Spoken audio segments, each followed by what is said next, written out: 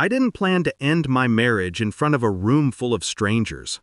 But when she opened her mouth that night, laughing at me, belittling me like I was nothing more than a punchline, she made the choice for me.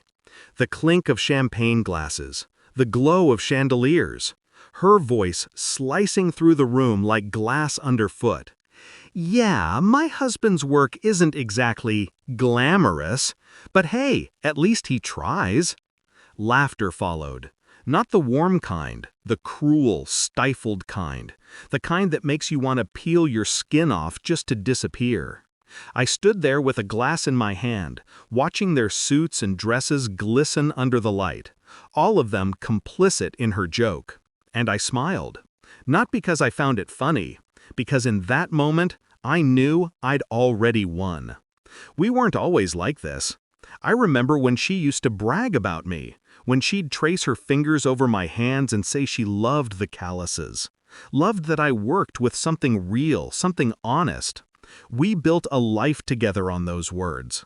Nights in a cramped apartment, cheap takeout on the floor, her head on my chest telling me she believed in me. But people change when money comes into the picture. When her firm promoted her, the clothes changed, the friends changed, and so did the way she looked at me.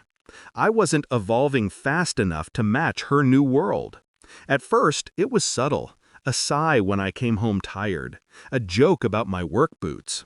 Then came the little cuts at dinner parties, masked as humor, dismissed with, "Relax, I'm just kidding." Kidding doesn't sting like that.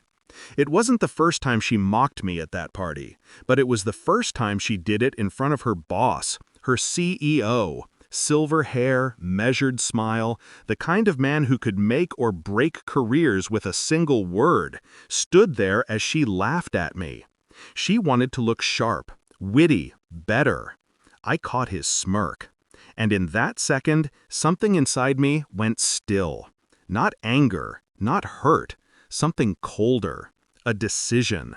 She thought I'd never leave, that I was tethered to her new life like an obedient shadow. But she never noticed what I'd been building in silence. Months before that night, I'd begun protecting myself. Her condescension wasn't new, it was escalating.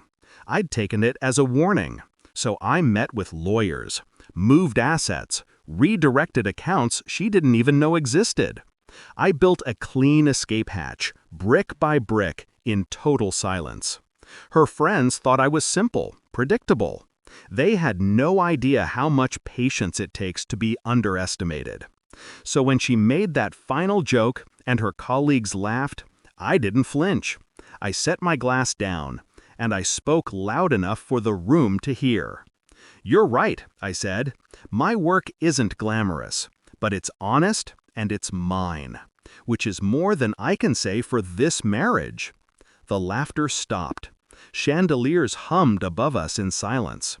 I turned to her CEO, held his gaze, and added, "I suppose you should know, this is the last event I'll attend as her husband.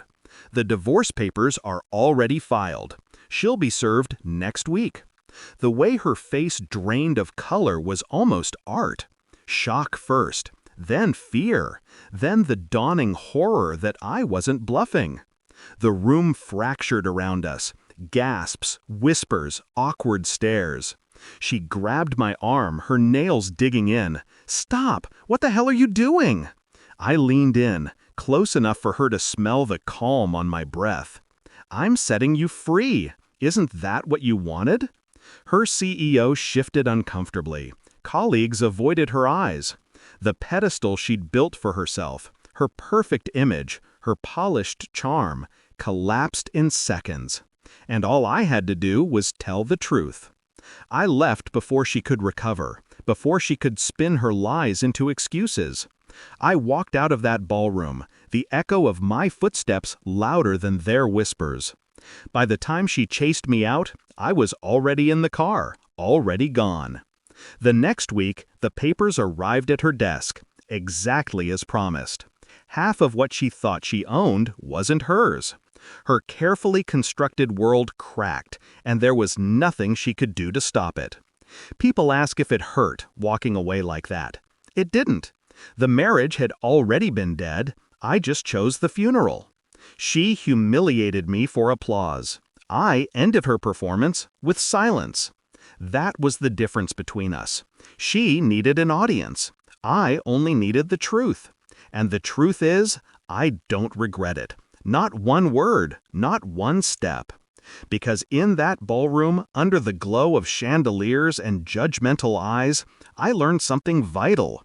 Revenge doesn't need rage. It just needs timing. And mine was perfect.